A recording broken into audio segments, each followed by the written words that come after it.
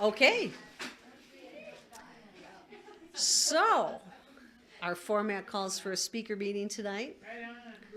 My notes say Captain's Logbook. Star date 5/6/05. Put our hands up for our speaker tonight and give a warm Trekkie welcome to Grace.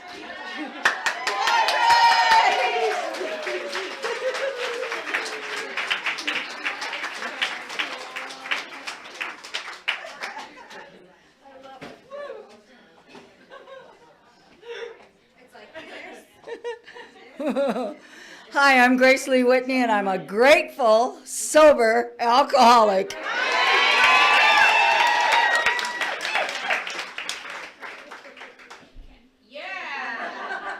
Sober by the grace of God and the program of Alcoholics Anonymous, and you guys are great.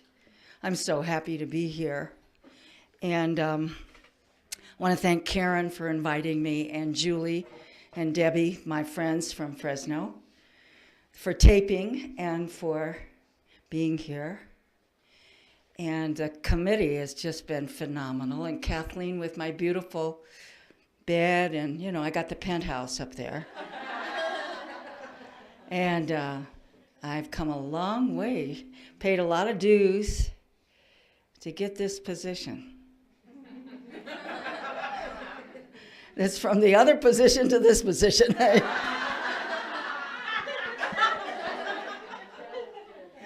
And I'm a double winner. I'm Al-Anon also. And I'm SA. And I could be probably Emotions Anonymous. I could probably be Messy's Anonymous. I could be, but my main drug of choice was alcohol. And my sobriety date is April 13th, 1981. And got sober in LA. Hollyweird. And crawled in. No recovery house, no detox, came in off the street. And when I walked through the door, I thought you were the weirdest people I had ever heard. And I went back out and stayed out for another couple months until the process of elimination kicked in, and there was nowhere else to go. And I walked through a door, Santa Monica. It was called the Gucci meeting. And I said, my name's Whitney, and I don't know what I am. And you all applauded. And that's what I've been looking for all my life, applause. And I've been here ever since. I have not had to go back out. I just can't imagine, except the steps, the promises, the big book, the love, all of that I found here. You're my family. And I'm an adopted child. So I never knew my mother, and I never knew my father. And I found out after I did a search, after I had done the book. I didn't put it in the book because I hadn't done the search yet. But in 1929, my mother got pregnant. And this was in the days of the Scarlet Letter. You know what I mean? You just did not get pregnant out of wedlock. There was just no place for abortions or anything. It was a tough time. And I was born in 1930. So in 1929, when I was conceived, this is what I found out from my family, that she had to leave her home in Grand Rapids, Michigan, and either go to New York and get an abortion, or go to, she had to go to, can't think of it, where Michigan State is. Does anybody remember? Ann Arbor, Michigan.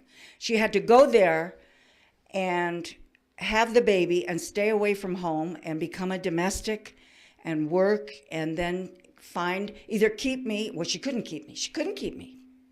She couldn't. She had to find a family for me. So my alcoholism must have started way back there.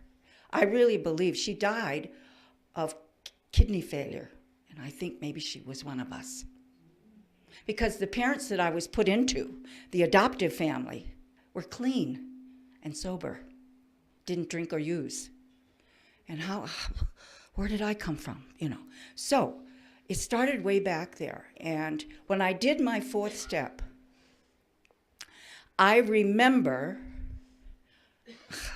this weird, I remember my real mother, my biological mother, giving me to my adoptive mother. I was 6 months old. I remember something.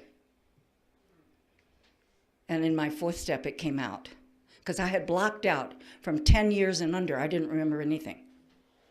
Nothing. I didn't want it. I was scared to death. But anyway, I'm getting ahead of myself because I'm already at the 4th step. I haven't even done the 1st step yet, right? Anyway, that's how far back this goes, 1929. So I was born in 1930, and she had me and kept me for 6 months. So I know she nursed me. I know she took care of me. She was a domestic. She was in Ann Arbor, and she found a lady, a woman doctor, to find a home for me. And she put me in a home with the Whitney family. And my mother named me Grace because my mother, my adoptive mother, had lost 5 babies through miscarriage. She couldn't hold a baby. And we found out later that the line that my father had was genetically impure, and she actually aborted the babies because she was healthy. Now, isn't that wonderful to find out? She blamed herself so terribly for not being able to hold the baby, and all that. So when she got me, she named me Grace because Grace is a free gift, and I was given to her. And so I was put in a home that I was adored. I was just adored. My parents loved me and loved me and loved me, but didn't want me to suffer. So at 7 years old, they told me that I didn't belong to them. At 7 years old.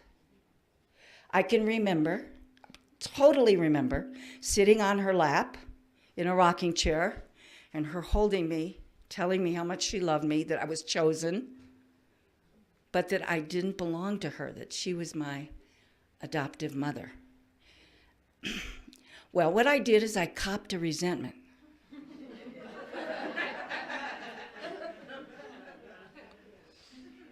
At 7, and I never got rid of it till the 4th step. You know what I mean? And so I found out I didn't belong to them. Then I found out that there was no Santa Claus.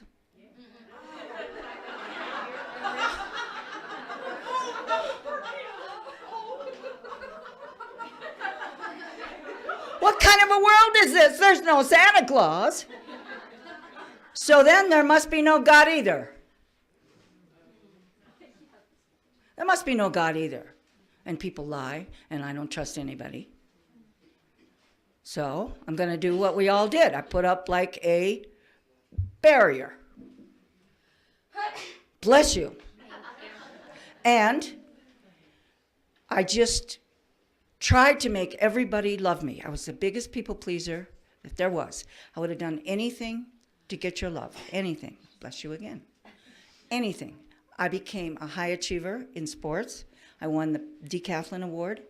I won for scholarship. The only thing that I had on my report card that I felt so ashamed of were checks. She can't keep her mouth shut. She's always fussing around. She's always making jokes. She's always laughing. She's the life of the party. We don't like that. We kick her out. We do that. I mean, I was thrown out of every class there was. Kindergarten, I was thrown out because I was playing with a boy. 5 years old. So you see, it's way back there. It's way back there. And I'm sure that's just human. You know, we're human. That's as good as it gets. Don't get any better than that. So I went through all of this and became this high achiever. And got involved with a boy at about the age of 10 or 11. And I got pregnant with him and had an abortion. And not at 10 or 11, I think I was 14.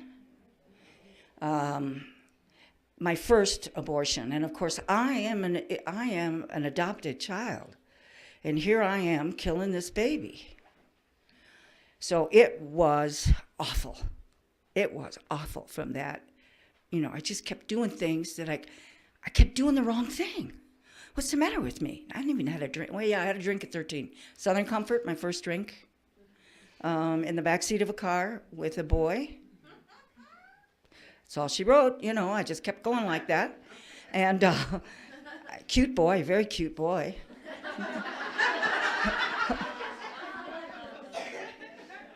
Love, I wanted love. What are you going to do, So I had the urge to make him love me, and I would have done anything, and that's where it all started. I had to drink. My mother and dad didn't want me to drink. They raised me in a Christian home. I knew Jesus as a kid. I had a Bible, 5 years old. I had all the stuff that I have now, but I didn't want it. Today I want it.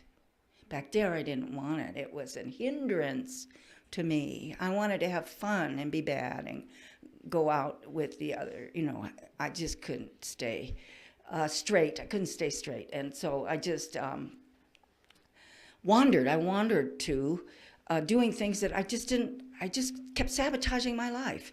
And I didn't know why. And then drinking came along. And before I drank, I took Benzedrine in Coke. And we got a little rush from that. And then, so I started out really not as an alcoholic, as a drug addict, but I consider myself an alcoholic because that's really what I loved. And so I just kept stumbling. I had psychic pain in my gut. I would lie down at night to go to sleep, and there would be a dagger that would go down through my head and down through my heart, right down through my gut. It was fear, just fear. And I had that from the beginning. I can remember way, way back. And self-centered fear. And now I know it's fear that I wasn't going to get something I wanted, which was your love. Or fear that I was going to lose something I had. Who am I? What am I? Where did I come from? Who am I? Ugh. All of that stuff. So I was, by 14, and when I started to drink, it's the only thing that gave me peace was drinking. I didn't even have peace with guys. I had peace with drinking only. I kept going from one guy to the other until I found my neighbor, and I fell in love with him. And at 16, he got another girl pregnant. And I got another resentment. 2 big ones. I hate my mother because she gave me away. And I hate my darling love of my life for impregnating another woman. And he came over to my house. We were 15, 16. And he knocked on the door, and my mother went to the front door. I was lying on the couch. And he came to the front door, and he said, "Please have her forgive me. Tell her I'm so sorry. I didn't mean to do this. I won't ever do it again." And I'm lying on the couch. I'll show you. I'll get me. I won't let you in my life. How dare you do this? You know that thing we have, that self-will. Well, it's a self-will thing. It's like hate. It's like vengeance. And the Bible says, "Vengeance is mine, saith the Lord." It's not mine. So I didn't forgive him. And it broke my heart again because I couldn't forgive him. I couldn't forgive him. What's the matter with me? Why can't I forgive him? I love him. I did that with marriages too. I just, hard-hearted. So I left home, about 17, I left home, went to Chicago, and started singing. I had started singing in Detroit on WJR when I was 14. And I loved to sing and loved to work in the spotlight. And that's when the beginning of my career for acting and being a star. I didn't really want to be an actress because you had to work hard to be an actress. I wanted to be a movie star. You know what I mean? You don't work hard to be a movie star. You work hard to be an actress. And so I wanted to be a movie star, and I went to Chicago and started singing in bands and worked with Billie Holiday. I opened nightclub acts for her. She was stoned on heroin, and I thought she was the most beautiful thing I ever saw. She was just loaded, and I loved it. I just loved it. I loved the bars. I loved the B-girls. It started me out. I was 18. You couldn't drink till 21 in Detroit, Michigan. You could drink at 18 in Chicago, and let's go. And I started on this thing that we all go on. I mean, I had a ball. I would sing and drink, sing and drink, sing and drink. And I, went to New York after Chicago. Well, I was in the Miss Chicago contest. And some of us, you have to get honest here, you know. Well, I was in the Miss Chicago contest, and I always told everybody I came in second. I didn't. I lied. I didn't even place. I had stopped eating, and I became anorexic. And I didn't know till I got to the program that I was like obese as a kid. Not obese, but heavier as a kid. And I went the other way with anorexia, which is the same illness. It's just the other side of it. And I was too thin. And so I still am, hopping around in these addictions. And I got, I was in Chicago, and I did that, and I sang with opening shows for Billie Holiday, and I thought it was glamorous. And yet Detroit got small for me. Chicago got too small for me. So another geographic, I drank a lot in Chicago, drank a lot. I was only 18. I was totally an alcoholic by 18, totally. And I think when you cross the line, you're a cucumber. You cross the line, you become a pickle. You can never go back, you're a pickle. And I was a pickle at about probably 16, 17. So 18 got me going, and I made all my own clothes. I was a high achiever. I would sew my own dresses to sing in. I had so much talent, and yet I couldn't stop drinking. I just couldn't stop drinking. So that took me to New York. I went to New York and got in Broadway shows in New York. And you can't drink on Broadway. You can't drink on the stage. You have to do that either after the show or before the show. Excuse me. So I had a real hard time trying to perform without any alcohol because I was drinking all the time. And I learned not to drink, and I performed, and the drummer was in the pit, and he looked like Gene Krupa, and I looked at him, and I thought, oh, I want this. And, when we want what we want when we want it. And God help the man. God help him. There was nothing left but the toenails when I got through with him. Nothing. Right to the bone.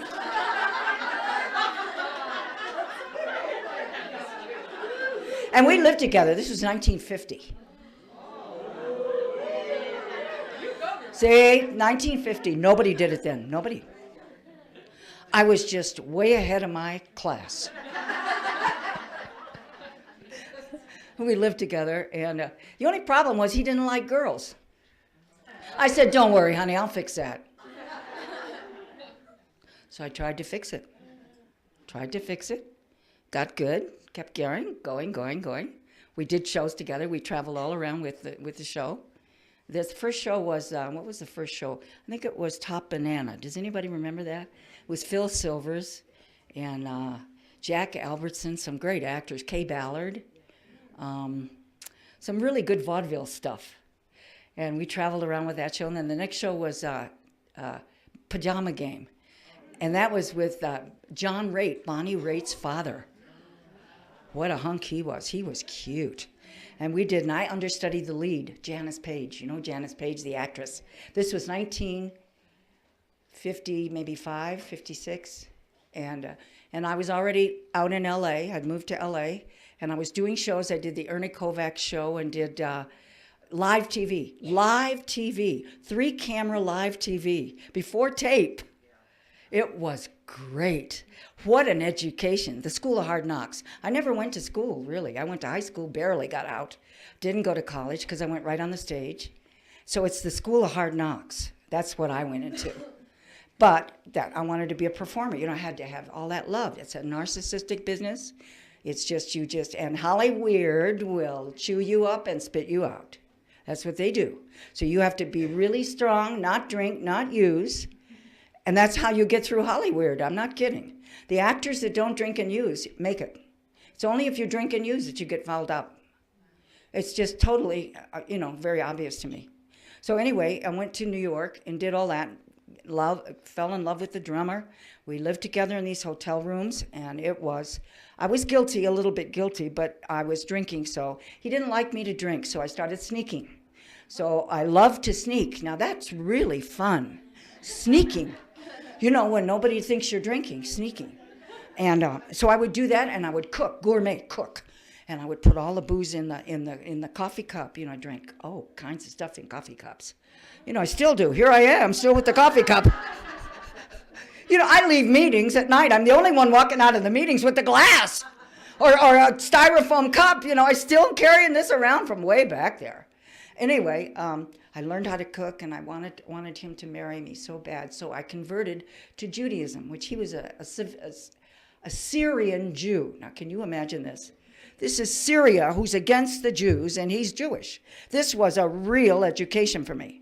But he was really an American Jew. He was not he was not anti-Semitic, let's put it that way. So I converted. And I converted to Judaism and went through the mikvah, denied Christ, signed a letter with the rabbis that I did not believe, that he was not the Messiah, that he was a joke. Okay, I'm signing all this stuff and doing all this, and I'm thinking to myself, you're not being too smart here. But I wanted the guy. And I'll do anything to get a guy, anything. So I compromised everything, converted to Judaism, and fell in love with the Jews. Fell in love. Fell in love with the religion, fell in love with the traditions, all that stuff that I love about Alcoholics Anonymous. Isn't that funny? And I kept drinking and sneaking, and then I got under contract at Warner Brothers. I was under contract at Warner Brothers in the 60s, early 60s, with Ephraim Zimbalist, with Cookie Burns, with the first Captain Pike, Jeffrey Hunter.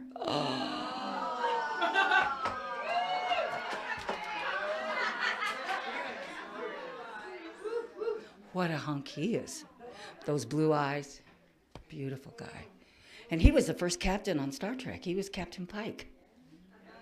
So he was the first guy, but I was under contract with all those, with Sharon Tate. She and I used to go to makeup together, and Sharon Tate. When Sharon got murdered, it was awful. It was awful. Hollywood did a thing when that happened. Hollywood changed from that time on. We all got scared. And I was at Warner Brothers, and I was doing one show a week. I did Roaring Twenties one week, 77 Sunset Strip the next week, all these shows, just one after the other. And I was really good at it. I got good at it because practicing makes you good at what you're doing.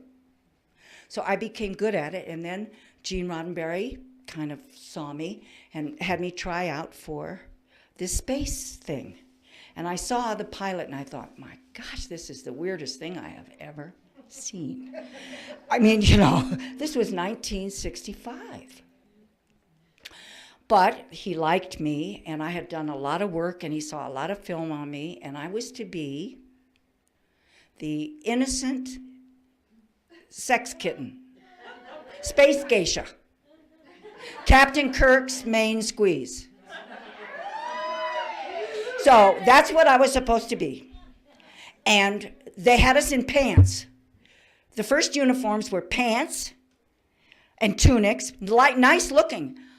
But I had some legs, and I said, you got to be kidding me doing that, putting me in pants? No way. How about a mini skirt? So see, I was right in there, right on the cutting edge, girls, with boots and mini skirts, and I told Gene Roddenberry, just put a little knife down in the boot there, or a whip in the other one. I was out to lunch. I was as wild. I was a wild child.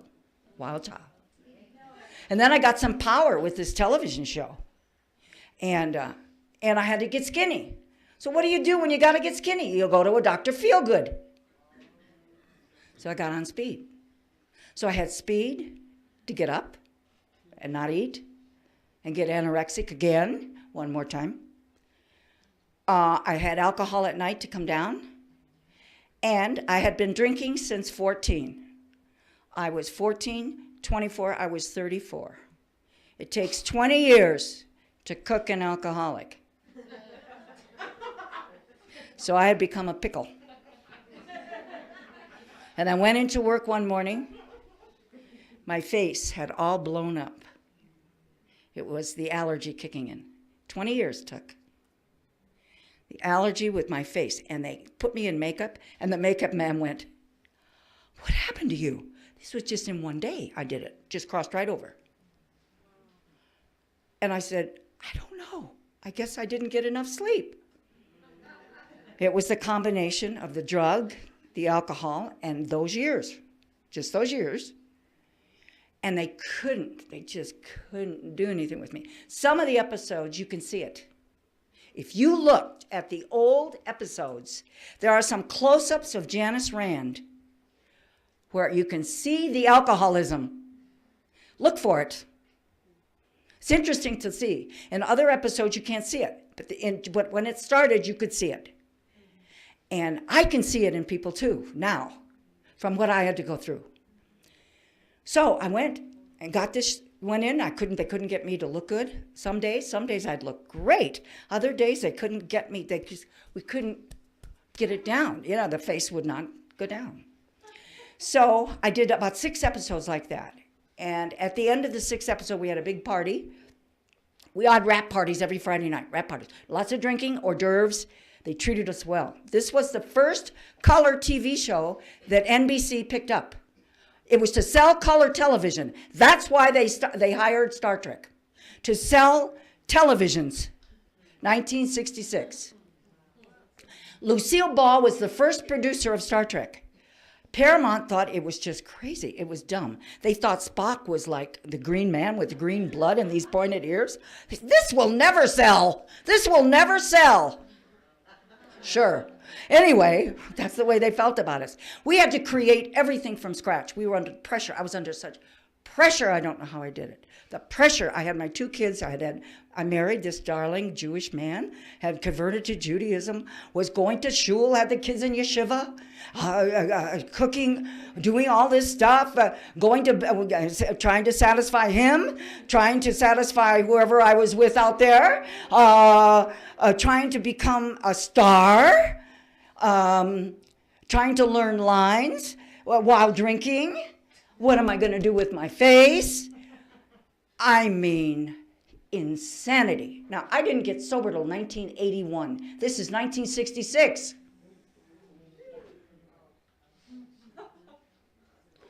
I had to go all that time in this insanity. See, I think it's a miracle I'm here, a miracle. So I went into the studio, and we had this rap party Friday night, and of course, I started to drink. Nothing bad ever happened to me unless I was drinking. I could really skate through life okay. Okay, not real good, but okay. But when I drank, I never knew where I was going to end up. Ever. Never knew. And I didn't learn that till I got here. I just thought, what's the matter with me? Why am I doing this? Where am I? How did I get here? What am I doing? I was clueless. So I went to this rap party, and all of a sudden, this one producer from Desilu said to me, "I would love to give you more lines. Would you like to go to my office with me and we'll discuss it?" Well, what was my motive? My motive was to get more lines. My motive was to please the producer. So why wouldn't I go? But I had been drinking. And what happened was he locked the door, and we had the sexual encounter, and we needed a little Viagra, which we didn't have. And he got very upset that he could not perform. And I thought he was going to kill me. He thought I was the epitome of the sex kitten, that I would turn him on, and he had to have great sex. Didn't happen. So I tried to get out of there, couldn't get out. Finally, I got out, and I went to I shouldn't tell you who I went to, so I won't. I went to one of the stars, to their house, to the man and wife. I went there. I was disheveled. I was hurt. I was scared. I was because I had to please him some way. You'll read it in the book. You'll see what I had to do to get out of there. So I got out and went to this man's house, and he said, okay, now, this is what we have to do. I told him the whole story. He said, this is what you have to do. You have to shut up. Don't tell anybody. It's a secret. Don't tell anybody. Well, we're sick as our secrets, right? We are as sick as our secrets. So this is another one. I'm an adopted child. I'm this. There's no Santa Claus. I don't like God. I'm Jewish. I'm another secret. I can't tell anybody. So I went in the next day, and no, it wasn't. It was a weekend. It was a Friday night. I had to wait till Monday, and I went in Monday, and my name was not on my parking space. They had removed it. So I look at this and I go, uh-oh. I got written out of the series. And the guy, I'm sure, was so embarrassed, so humiliated. I am sure of this now because so much time has gone by, and I've gone back to Paramount. I've done amends to all of these people. I've done amends to the producers, to everybody. I had to make an amend to Lucille Ball. She was my drama teacher. She was fabulous. I had to go and make an amend because I sang with her husband's band. So that's another story. You know what I mean? I mean, they're all over. They're in the woodwork. They're everywhere. So I was like, where am I? Let's see, I'm written out of the series. I'm drinking on the set. I had to take a bottle to work. I couldn't do it. I had to do 2 more shows, and then I was there no more. The cast wouldn't speak to me.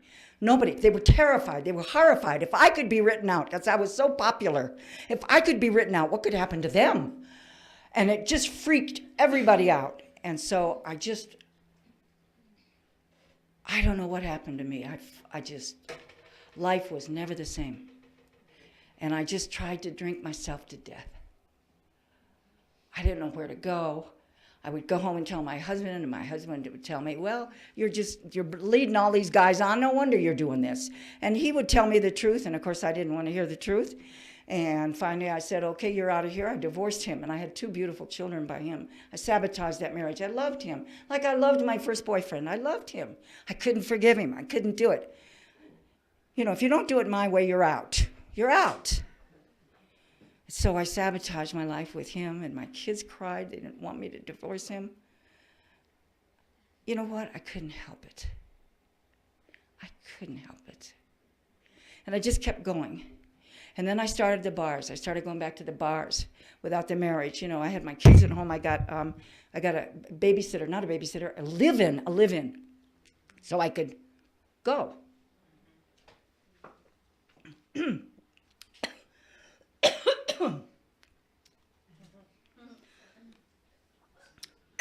The live-in was from England.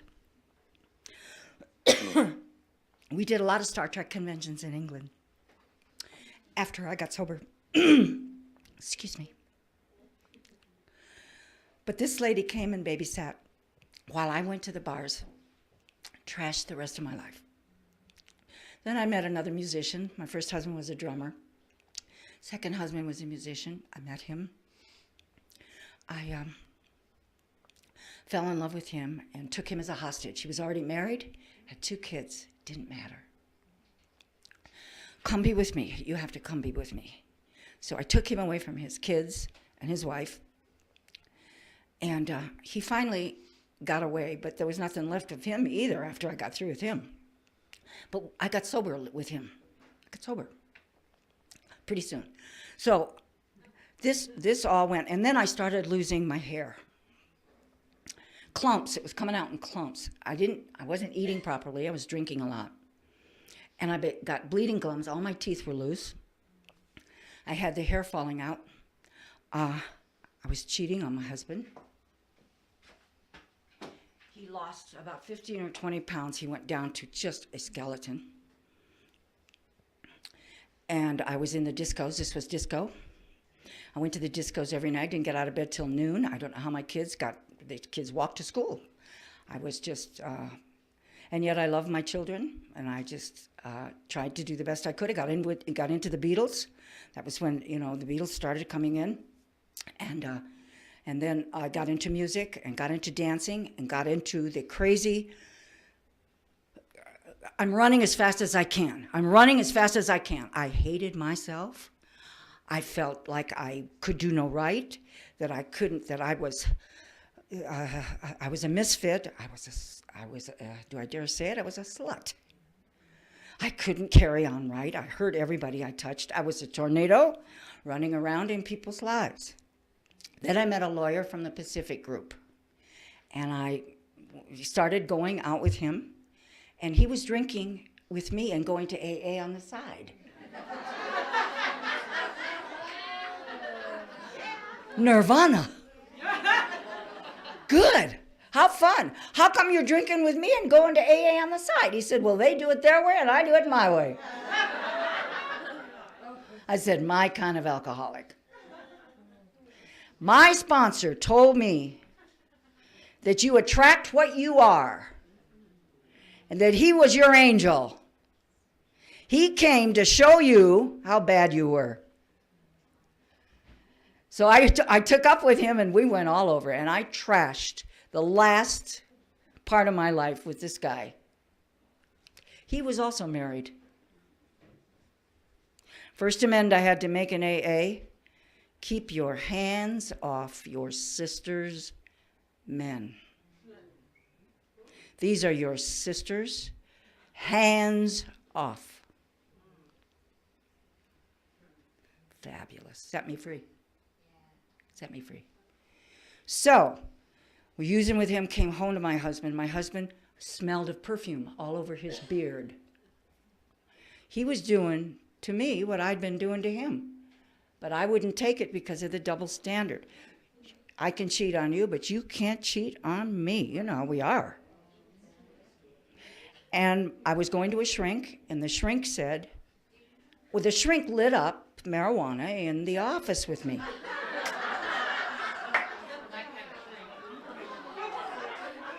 This was a Beverly Hills shrink.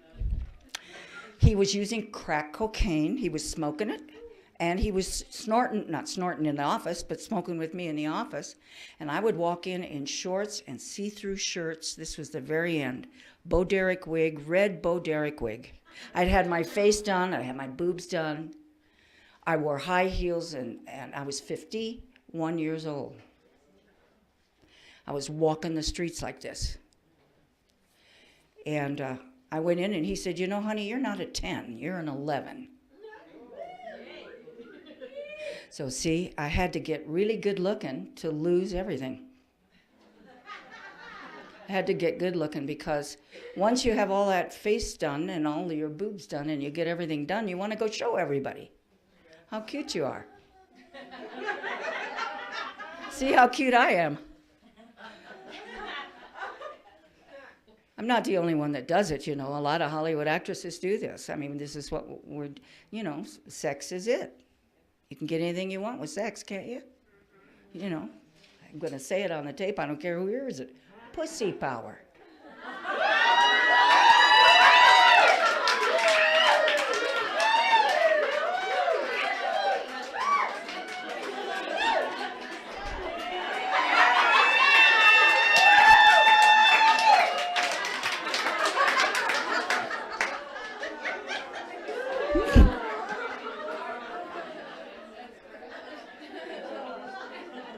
Later, I saw this doctor at a meeting.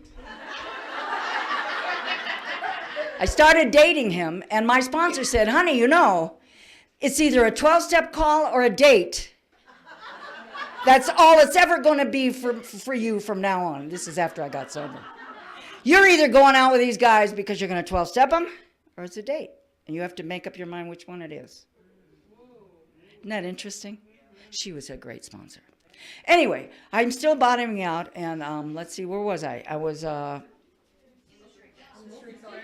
What? Smoking crack. Oh yeah, he was smoking crack cocaine. I go out to his house in Malibu, and well, no, I got to get sober first. I got to get sober.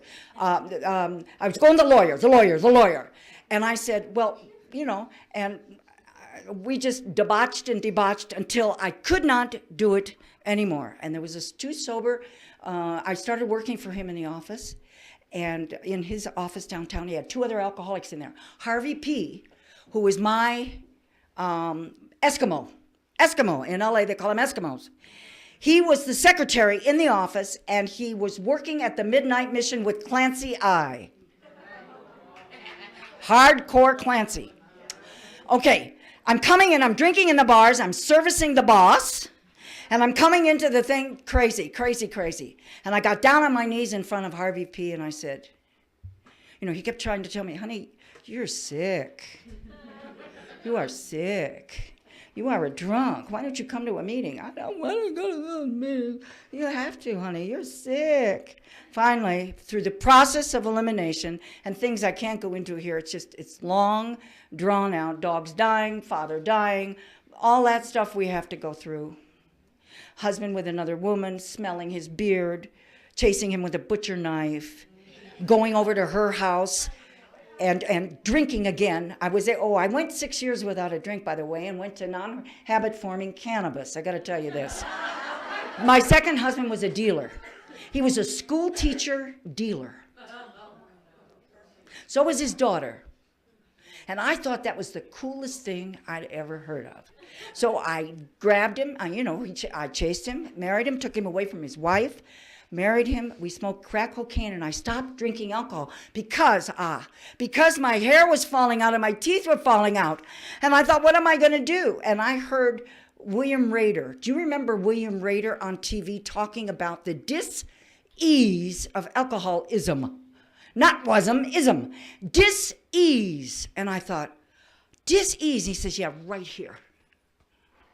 And I had that. From the kids, I had that. And I put the cork in the bottle and picked up the cannabis, the non-habit forming cannabis. And I smoked that, and that's what brought me to the school teacher, my husband's school teacher's lover, their house, and I saw the way he looked at her. And there was a jug on the table, and I picked it up. And that was the last year I drank. I picked up that. And I you know what a bota is? That's what I did. And my God, I wanted to take the kids to bed. I wanted to take her to bed. I became the Jekyll and the Hyde. I was way over the edge. I was ready for AA, finally. I was 51, finally there. My husband had to pick me up over his shoulder and carry me out. The next day, I went to Harvey P. downtown, got on my knees. I said, I'll do anything. I'm finished. I don't want what I want anymore. I want what you got. Take me, I'm yours. I don't want anything like this anymore. I can't do it anymore. And that was the 13th of April, 1981. That night, he said, okay, you have to cover up your boobs. You got to do something about that. You got to I was in spandex pants and high heels. You have to put something, you can't, you just kind of got to look a little presentable. Put a pin here.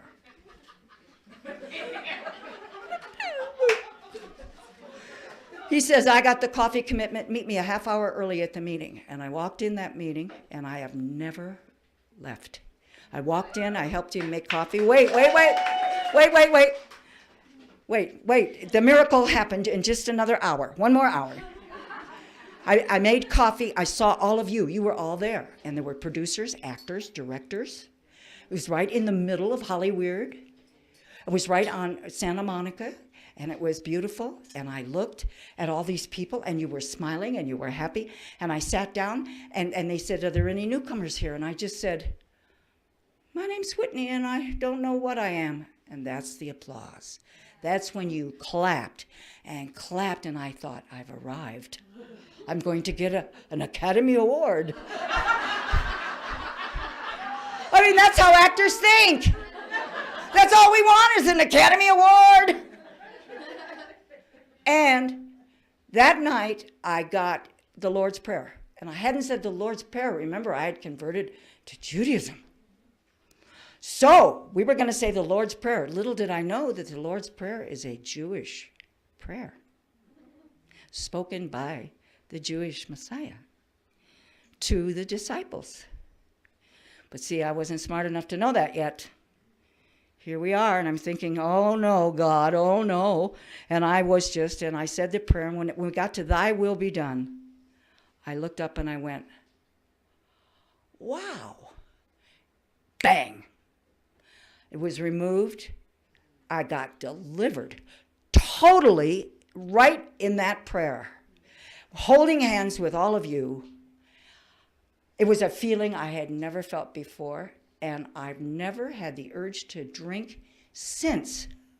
It was taken from me. Now you can clap.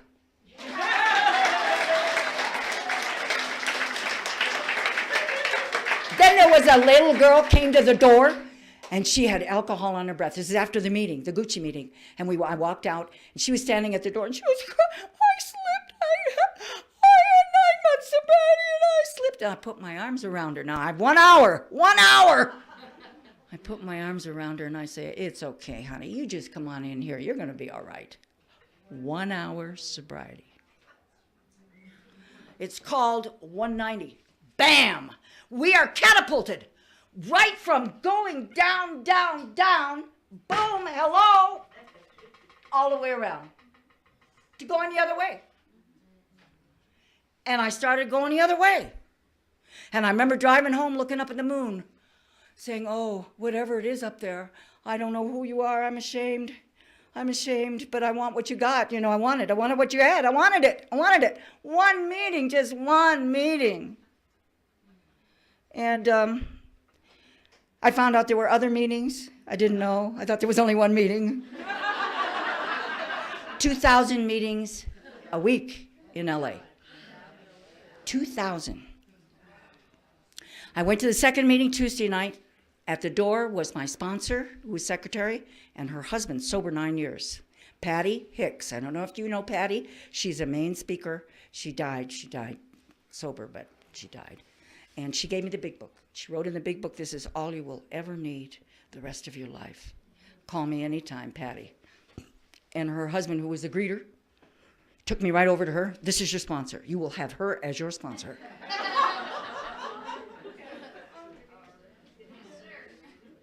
I got her as my sponsor. The first time I heard contempt prior to investigation was in that meeting. They read the spiritual experience at the end of the big book at that meeting.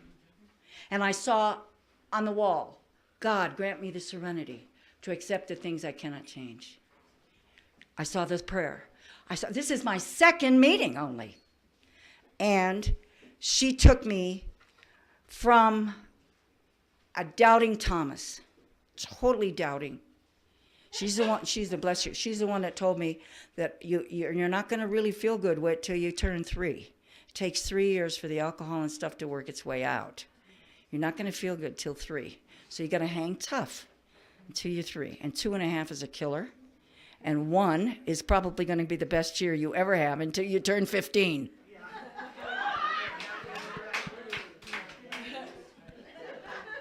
I didn't even know what the hell she was talking about. But she introduced me to the program that way. She said, you are here to save your butt, not show everybody how cute it is. Change your clothes immediately. You will not come to meetings dressed like that anymore. I wanted to cry. Here I am, a grown lady crying. And she told me to clean up my mouth. I had a potty mouth. Swore, bad. And that I was not to go to bed with any men unless I called her first.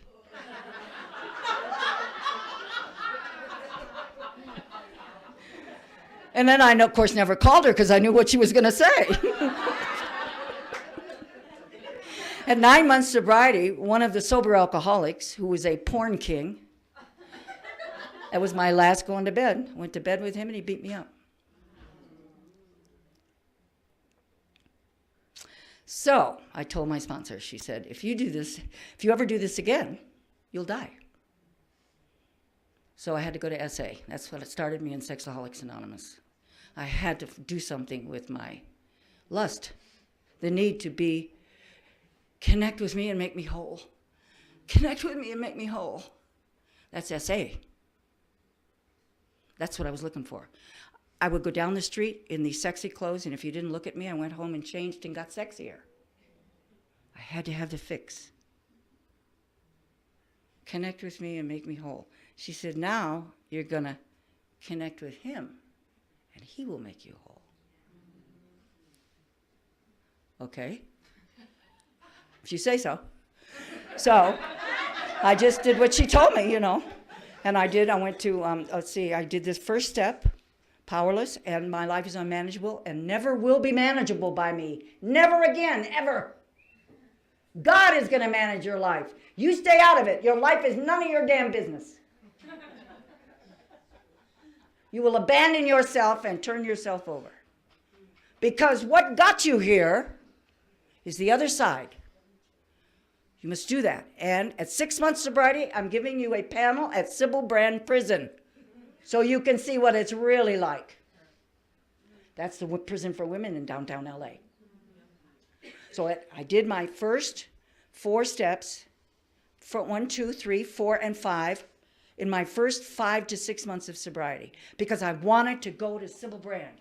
I wanted to be of service. I wanted to do what she told me to do. And 9 months sober was my last sexual encounter. And I've been sexually sober ever since. I think it's a miracle. Now, I'm still horny.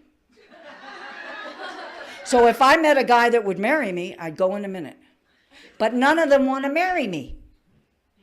They want to do it, not marry me. And I said, I can't do that anymore. They said, well, bye. That's the price I paid. That's a tough price. When you're so used to being adored and getting everything you want from a guy, and to have him say, if I can't go to bed with you, honey, I'm not going to take you out. And that came from alcoholic men, too. So I've paid a tough price. But the price is worth it because it is the will of God for me. Otherwise, I'd be dead. So then Sybil Brand came. She took me to Sybil Brand. And I had to go to start. I was fired from Star Trek too, and I had to go back and make amends. I had to go back and make amends to Paramount Studio and to the producer that actually I made amends to the producer that abused me. Because it was my damn fault, really. I was drinking and my motive was to get something from him. It was not a pure motive.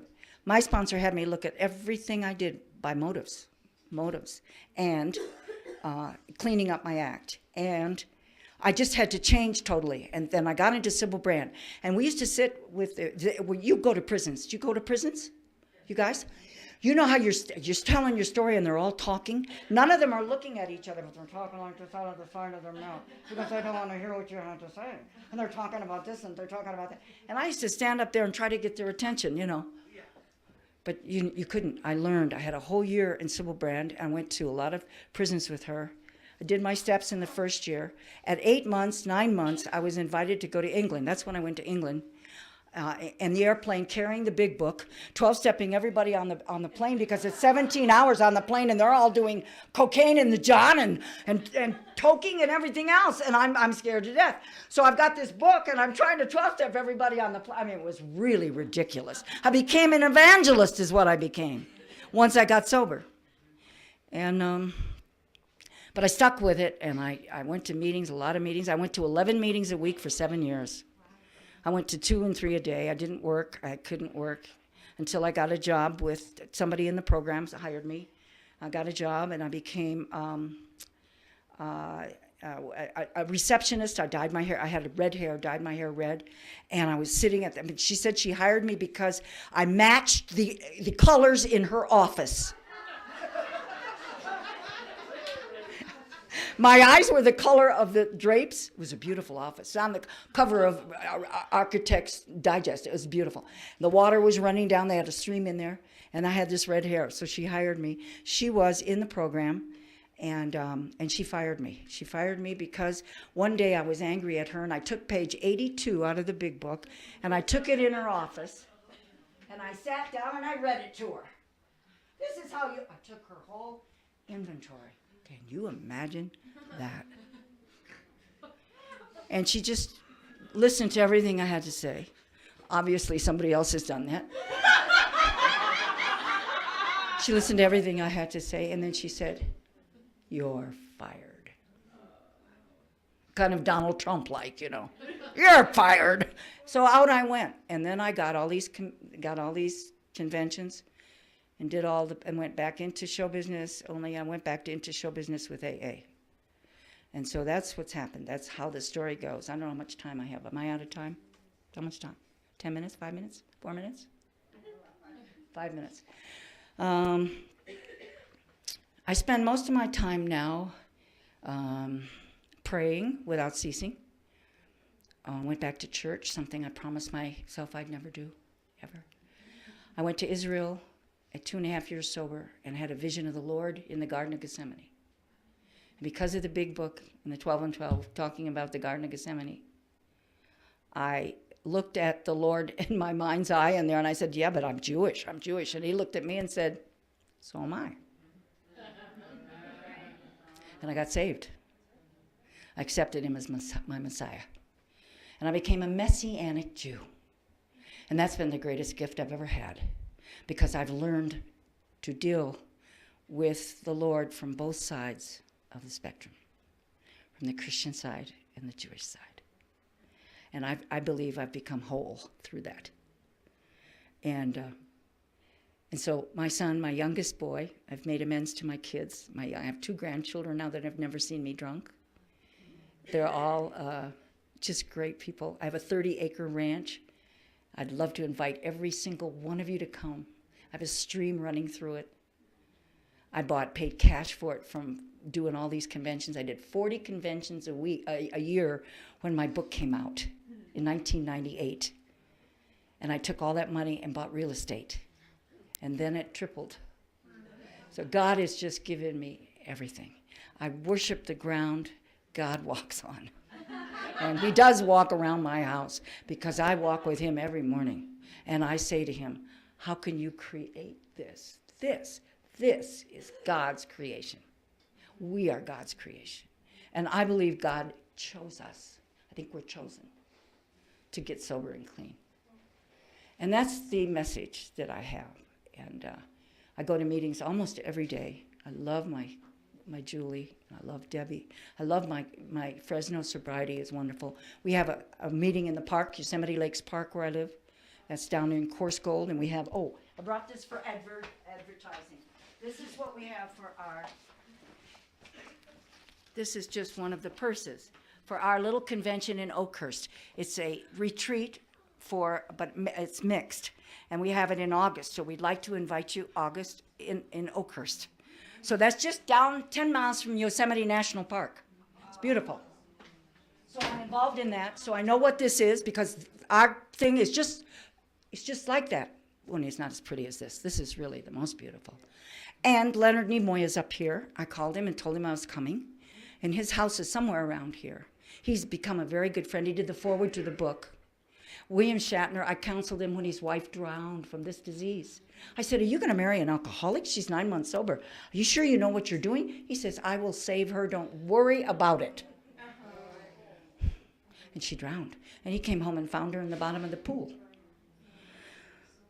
So all around me is chaos, and all around me is great joy. And I am content in either one.